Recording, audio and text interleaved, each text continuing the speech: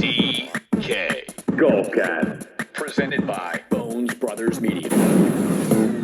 Easing our way into the 2022 PGA Tour season. Another great one this past week. And I'll tell you what, maybe not for our pocketbooks, Bones DK and TW Man 66, but if you are a fan of PGA Tour golf, these two endings to these first two tournaments are just fantastic. I mean, it's anything, if it's giving us any indicator as what's to come later on in the 2022 season, it's going to be fantastic. Hideki Matsuyama making that blind shot to within 3 feet from 277 yards. We didn't talk a lot about Hideki last week, Bones DK, but he is certainly, when he's in a tournament, he is capable of winning it. That's for sure.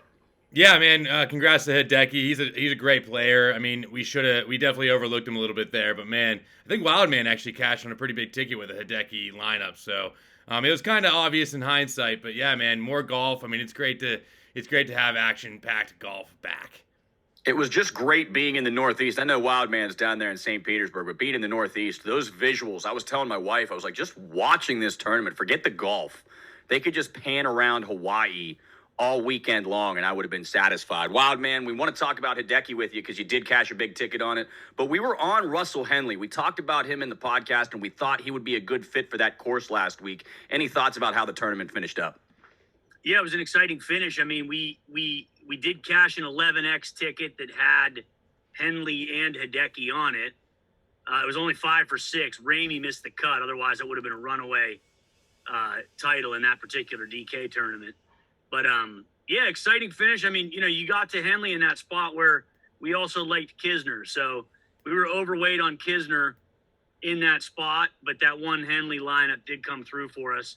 And, we got the result we were looking for out of Kisner, too, I mean, called him to win, but, hey, how much closer can you get than third, right? So I can't remember which content provider I was listening to, but there's a lot of great golf content out there right now, and I consume a ton of it. But I think Cam Smith kind of took the Kevin Kisner route this weekend that we thought Kisner might take after the national championship. Smith kind of celebrated his victory down there, drinking Mai Tais, was unable to make the cut. So we were high on Cam, but he was unable to make that cut. And I'm telling you, Bones, DK, one thing about this event this past week, it had been a while since we had DK golf, and it was great to have the no-cut event in that first weekend. But when you get into a cut event, the highs and lows, it's like a roller coaster ride, man, because if you only get a 4 out of 6 in, forget it. Your history, you get that 5 out of 6, you maybe got a chance. But, man, when you get a 6 for 6, the feeling, the overwhelming feeling of pride just oozes out of you, doesn't it? Oh, yeah, man. I mean, I was getting texts left and right on Friday, of the 6 for 6 lineups and just how excited everyone was. I mean, it's the best feeling in the world when you get a 6 of 6 through. And like you said, when you get a 5 of 6, it's just close enough to keep you watching.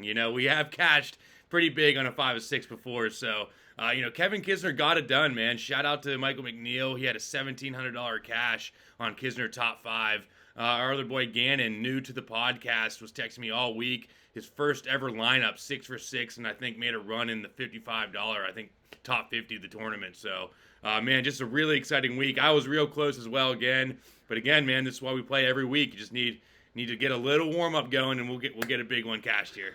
That's what I said to start it. We're kind of easing our way into the PGA 2022 season. We are back on the mainland this week, La Quinta in California. This is the American Express. It was Sungjae that won last year. Is that correct, Wildman? Siwoo Kim. Siwoo Kim, I'm sorry. So let's talk a little bit about the course this week at La Quinta. They play it every year. What do you know about it? Yeah, so this particular tournament, the American Express, is different than any other tournament because it's a 54-hole cut this week. So there's 3 courses in the rotation. Each player gets a shot at each course. It's the Stadium course, the Nicklaus Tournament course, and La Quinta. So they'll play 18 on each course, and then they play the final round, T65 and ties at the Stadium course. So that's the one we're really going to be zeroing in on because you're getting half the tournament as opposed to 25% of the tournament on that course. But generally speaking, guys, it's an easy course.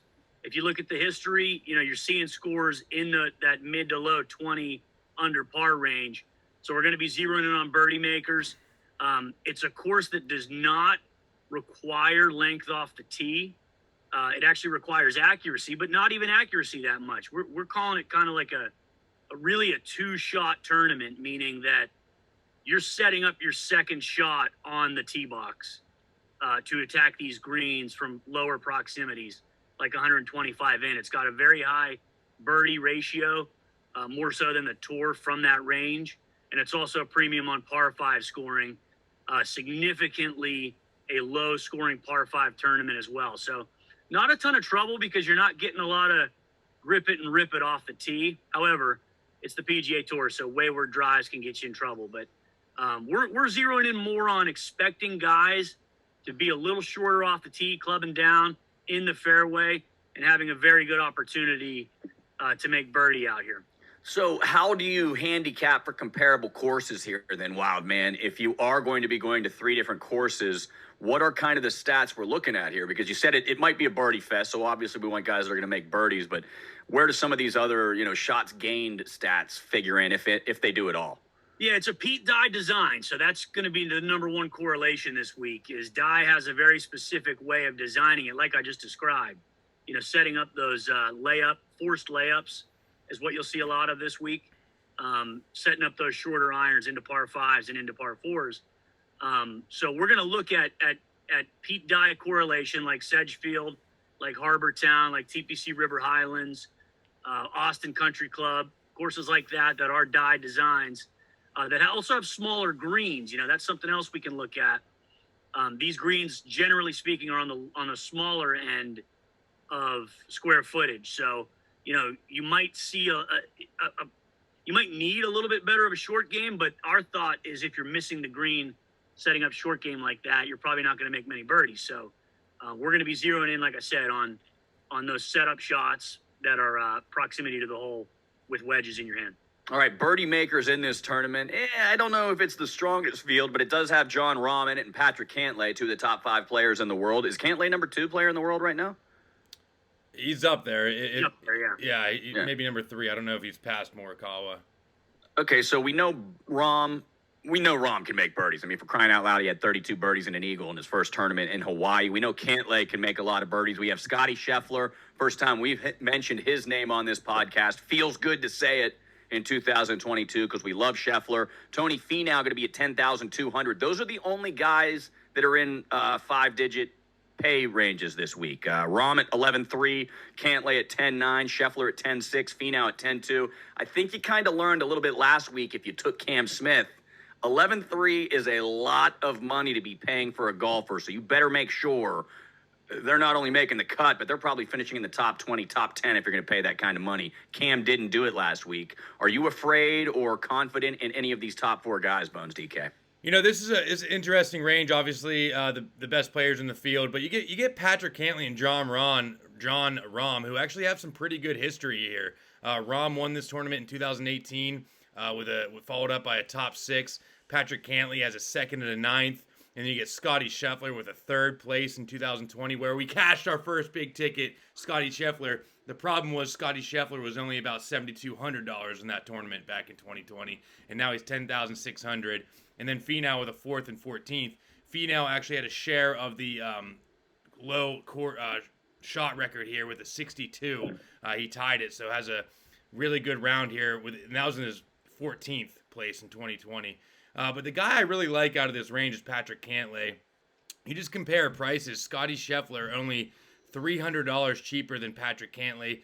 I just think, I love Scotty. It's great for him to be back, but man, that's a big price for him. I think if you're going to pay up this week, you're probably going to want to go after Rahm or Cantlay, and it's my pick is Cantlay this week. Yeah, Rahm, Cantlay, Scheffler. I mean, one of those things is not like the others there, Wildman.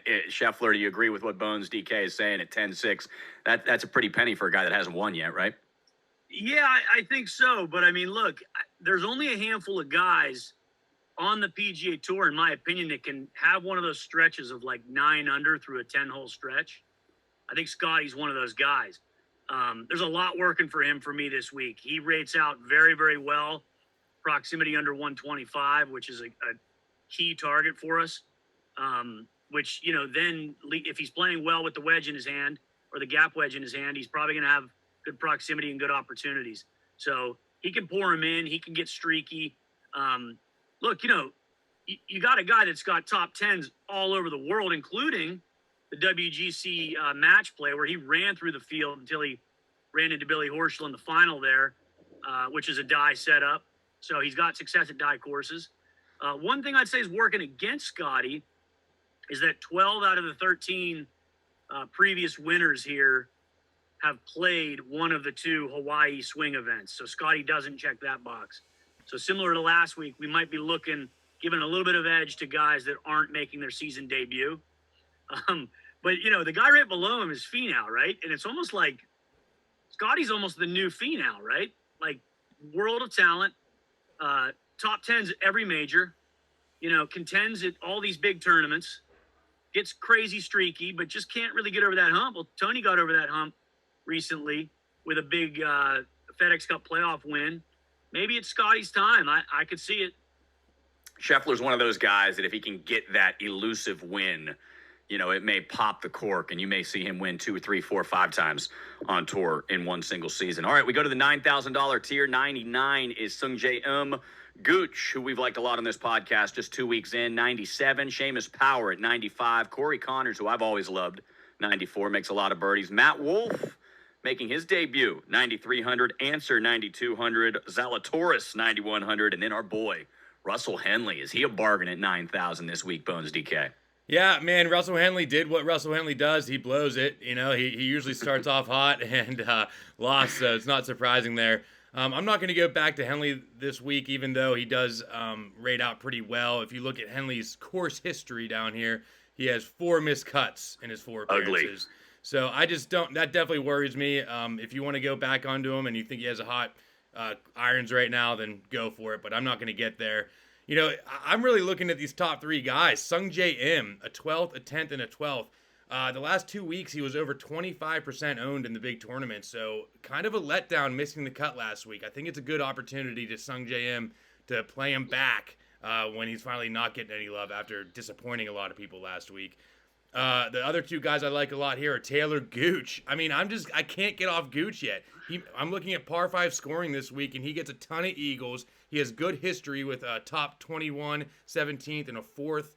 And there's just something going on with this guy right now. I mean, his finishes are very legit. He has a 60th place right here.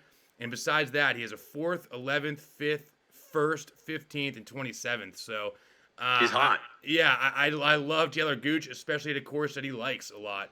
And then you go back to a guy that I mentioned 2 weeks ago and just slapped me right in the face last week by not playing him. This guy is legit. Seamus Power finishes with a 3rd place, 22 birdies, and there was only 2 par 5s last week, so the eagles weren't really there. So go back to the courses where there's a lot of par 5s, 2 eagles, 1 eagle, 1 eagle, 20 birdies.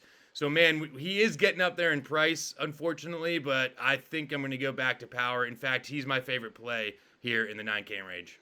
Boy, some of these guys, Power, Gooch, I'm used to seeing them with like 75 next to their name, 78. Yeah. You're paying a premium for him this week, already into the 9,000, the high 9,000 tier. Let me ask you this. Some guy that's usually around this tier, around 9,000 in just about every tournament, Abraham ANCER. We've talked a lot about him, Wildman. Is Abraham ANCER the answer this week at La Quinta? Yeah, I mean, look, I think this bottom 9K tier range is really pick your poison, okay? Corey Connors, one of the better strokes gained tee to green players out there. Silky smooth, doesn't really get himself into trouble. A guy that can obviously produce, and he's in good form. You got Abraham ANCER. The argument for him is that his strokes gained approach have been immaculate for the most part, despite his bad finishes. It's very, very typical of ANCER. Can he get that putter going? And he hasn't been able to yet, but good finishes at die courses. He's got really good finishes at River Highlands, I believe, as well as good finishes here. So a guy that, man, if you can stomach, a week long of 8 to 10 footers for ANCER, that's what you're going to get. It's just can he run him in? And then, obviously right there as well. Who's the other guy, Rob? I'm not looking at the Draftkings. Wolf. Matthew Wolf. Wolff, right? We're putting a lot on stroke game par 5. He's right there too. So this is really a pick your poison range right here. I would tend to say that ANCER's the best player of those three. But I'd also say I'd probably expect Connors to finish the best of those three. The $8,000 tier is also very interesting. We talk about value, Bones DK. This might be the tier where you're going to get the most value this week. Tringali at 89, Patrick Reed at 88, Bazudenhout 87, Justin Rose, major winner at 86, Ricky Fowler 85, Norin 84, Kim at 83, Ortiz at 82, Vegas at 81, and Luke List coming in at 8,000. These are some names that we have not said all year long. Obviously, a lot of guys making their debut. So that's going to factor in here too, Bones DK. But who's the value pick out of this $8,000 tier? I'll tell you what, Edge, I'm actually going to go the opposite. I do not like this range really much at all. I think there's tons of plays in the $9,000 and $10,000 range that you need to try to squeeze in. And I'm going to pop all the way down to the 7K range in my DraftKings build this week. I think there are a couple guys, Siwoo Kim is the defending champion. I think Bezenhout, however you say his name, I'm never going to get it right. Is it Bazudenhout? Besidenhout. Besidenhout. I feel like we have the same conversation every podcast from this guy. Whatever his name is. Busy. Let's just call him Busy. Yeah, Busy. I like it. But, he played at the Sony Open and 21 birdies and an eagle. Like Wildman said, this guy's a pretty legit golfer, and I think he's going to have a great year. So I think he's worth a gamble in the 8K range.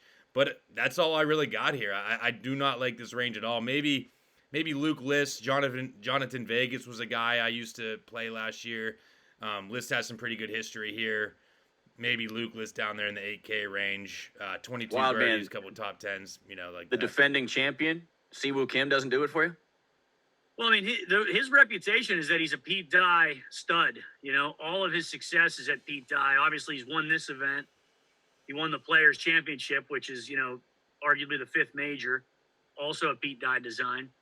Siwoo Kim's one of those guys. Like, I would put him in the same, as far as DraftKings goes, I would put him in the same camp as like Jason Day, Kevin Na, Louis Oosthuizen, guys that like can just totally burn you on Thursday by either withdrawing or just having a mental breakdown of some capacity. So he's a guy that's always carrying that risk, but man, does he have a high reward when he's clicking.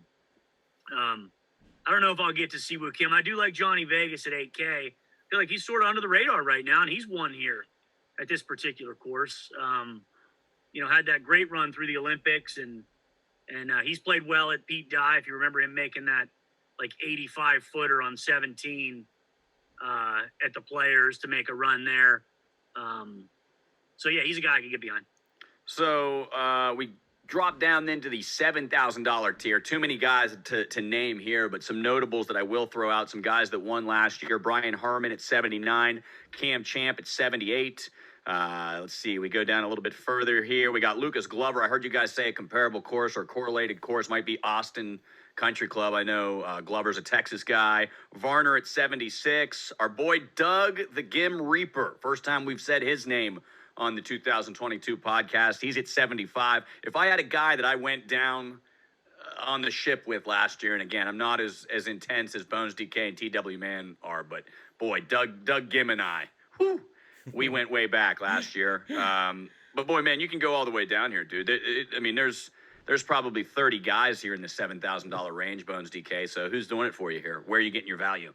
Yeah, so, this is the range I do like. I'm probably going to build around it a lot and skip most of that 8K range, like I said. Russell Knox has some really good history here, a 16th, a 18th, and a 37th. Adam Hadwin, second and the third here. I know Wildman likes him. I'll let him talk about Adam Hadwin. I think Brian Harmon is a great play here. You're just looking for guys that, I'm looking at history here because you haven't seen too much of these guys. Lucas Glover, I was a week early on him, obviously. He missed the cut for everyone the week before and comes up with a 5th place last week. So I do like Lucas Glover. A guy I'm really going to highlight down here is Michael Thompson. Coming off a 5th place last week, it has a 5th and a 9th here. So I think there's a lot of value with Michael Thompson. Had a lot of birdies. He can make a lot of eagles. And in history, he's known to back-to-back, top 5. So I'm not worried about him just having a good week and then fading off. So I think he's a very strong play. And Doug Gim, welcome back to the Gim Reaper. Miscut in a 5th place here. Edge, are you going to get on Doug Gim this week? You know, you love Gim's value every week because he's like sub 8,000 every week. But you want to talk about ANCER missing 8 to 10 foot putts? Doug Gim will miss 4 to 6 footers all afternoon long, dude. And they will cost you in the end. And he's like one of those guys. I feel like he's like one of those marathon runners that can like jump out ahead of everyone in the first day. And then he slowly but surely just gives it back and gives it back before you're in a complete panic tailspin mode on Sunday afternoon in the back nine. And you're like, I got no chance with this guy. He's Sounds like a good first round leader bet. Yeah, maybe. Hey, I can tell you this also, Rob. Bet the opposite against me. I think right now on NFL, I'm about 0 for 11 in my last 11 games, by the way, in the NFL. That's why we focus on golf on somehow this I'm going to show. find myself cheering as a Steelers fan. I'm going to somehow find myself cheering for Tom Brady this weekend, which is just out of control also. But anyhow, look, Wild Man, give me what you got here in the 7,000 value. Anybody that you like. Yeah, I'm going to start with Harmon at 7,900. Rob, you mentioned Hadwin. Look, his results at this particular event speak for themselves, right? And he was, at one time, I believe, a top 30 player in the world recently. But Harmon is a guy, guys, don't forget, 6 months ago, Harmon is like 8,800 at majors, and we're firing him up like first guy in. He's got the talent. This course sets up well for him. He's got a slew of top 10s here, as well as top 20s. And a guy that, you know, has played played last week, had an okay finish. So maybe he's getting it back together, and a guy that could slide in there at a low ownership and produce. I mean, again, contended at the Masters, contended at the U.S. Open. Was he in the final group of one of those tournaments? Wasn't he in the final group of the U.S. Open, maybe? I believe the Masters is where he went. I know he five-jacked one in one of those. The US Open. Yeah, that was the U.S. Open. Okay. Okay. But the other guy I want to mention down here quickly is MUNOZ, another favorite of ours, right? And remember, we say MUNOZ is a no-cut guy. Well, you're getting 3 rounds guaranteed here out of MUNOZ. He can pour in birdies. He's got a top 5 in his last appearance on the PGA Tour. Give me 54 holes of Sebastian MUNOZ anywhere. I think he can make enough birdies to produce, especially at that mid 7K range. And then finally, it would be Kevin Streelman down here, who's, you know, had a lot of success at die courses, particularly River Highlands, where, you know, they call that the Kevin Streelman Open sometimes. All right, we're going to come back to you, Wild Man, for your flyer of the week. But Bones DK, anybody we left off this list, maybe sub 7,000 before we hear the flyer? No, I do like Wildman's Brian Harmon take, and we said a corollary course was the Travelers, and I just scrolled down and saw that he has a 5th place at the Travelers. So that is something to look at, Wildman. I do like that take, and then you go back to last year, what he's talking about: a 3rd at the Players, 12th at the Masters, 13th at the RBC, which is another corollary course, 18th at Wells Fargo, and then a 5th at the Travelers, which is our top corollary course here. So Wildman has a pretty good take there. I do like Harmon. He is may have just unlocked the code for this weekend here with Brian Harmon, perhaps. Who is the flyer of the week this week, Wildman? Sub 7,000. All right, we got sub 7,000. We're at 6,500. We're picking a 5-time PGA Tour winner. You might know him from being the last guy that used to not have a sponsorship on his hat because he believed that mattered, right? But he's a 5-time PGA Tour winner. Hasn't won in a while, but he had a back injury. He can go low. You know, he's won tournaments at 22, 24 under par. He's had success at die courses. He's finished 6th at this particular event. And a guy that I think, you know, he played last week. A guy that I think can set up well for a course like this where it doesn't demand length, and he can get hot with a wedge and run in some birdies. And that's Ryan Moore, flyer of the week. Bet at your own risk. Use at your own risk. Ryan Moore is our flyer of the week. $6,500. There's no doubt about it. The guy is a 5-time winner. You like to have winners in your lineups, that's for sure, man. Guys that have been there before. Bones, what about a value pick of the week? Anybody out there that you can give us that you think is the best talent versus their price? You know, I'm looking at guys down here in the 7K range. I think this week the value isn't up top because you're getting guys like Power and Gooch that all of a sudden are $9,500. So you got to come down to the 7K range to find your value. And I again, I'm going to double down on Michael Thompson here. I really like him. I had a pretty good take on him earlier, so I'm going to go with Michael Thompson coming off 21 birdies. The guy can make eagles and string up birdies and has great history here. All right, Wildman, any final thoughts? Actually, you are down there in St. Petersburg. I just mentioned a moment ago that I'm not feeling Stafford. I certainly don't like Mahomes after he's just been running the AFC the last 3 seasons. I find myself, as I look at the remaining 8 teams, gravitating back towards Tom Brady. How are things down there in the Tampa area? How is the bandwagon down there in Tampa Bay for all you guys? Is everybody on it? Everybody safely seatbelted in? I will tell you this: it is seating is at a premium on the bandwagon down here. There's a Brady jersey. It's insane. Every 5 square feet in this town, all of a sudden, there's murals painted on buildings and stuff like that. But look, I mean, they got blown out in the Regular season? Yeah, I don't know what I'm talking about. Yeah, regular season. Defensive front, that can get to Brady with his limited weapons could make a difference. It really is an interesting matchup when you think about Luke Donald. Although, I mean, Jensen's one of the best centers in football, all-pro center. Aaron Donald. What's that? Aaron Donald.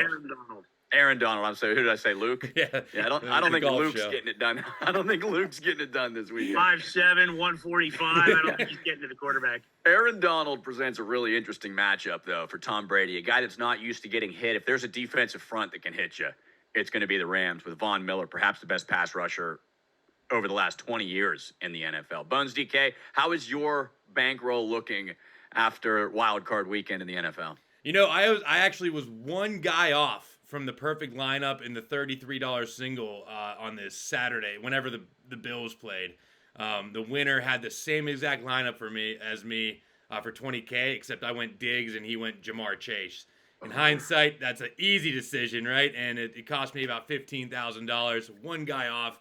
That was about the closest I got, and I won a few $100s. So got a nice little bankroll heading into golf this week. Hoping to win the 50K in golf this week. I'll tell you that much. TW Man's forte is golf because just earlier this week when WVU played Kansas, Wildman nailed the exact score or missed it by 1 point. And he still lost money on the game. How does that even happen, Wild? Hey, man, you bet with your heart sometimes, not with your brain. I called it. I think I said Kansas. It feels like Kansas 85-57. That's exactly right. And I think it was 85-59 or something. It was 85-58. You missed it by 1 point. Yeah. So, but I bet West Virginia. That's how you lose money right there. West Virginia. West Virginia taking on Baylor today. I'm on my way up right after the podcast. Take on Baylor, the fifth ranked team in the country in the national championship coming to Morgantown. All right, their golf picks are better than their NFL and their basketball picks. I promise you that. TW Man 66, Bones DK, thank you guys so much for joining us. And good luck to you guys this week. You got one other thing, Wildman. Yeah, let me add one other thing. In commemoration of Martin Luther King, Dr. King. When you can't fly, run. When you can't run, walk. When you can't walk, crawl. Keep moving forward. DraftKings doesn't cut checks on Thursdays for these tournaments. They cut checks on Sundays. Look no further than Kevin Kisner. Everybody was DMing us. Everybody was calling for help, betting him to T5. We said, hey, look, wait until the putt is in the hole in the 72nd hole. Just keep moving forward. Sometimes it gets frustrating, but keep believing. Yeah, and I'll tell you what, it's a community, guys. Bones DK, TW Man, and I, we communicate all the time via Twitter all weekend long. Get involved in the conversation, guys. We'd love to have you. There's no doubt about it. TW Man 66, Bones DK. My name is Edge. Follow me on Twitter at GolfGuyWV. Thanks so much for listening, and good luck this week at La Quinta and the American Express. Good luck, everyone.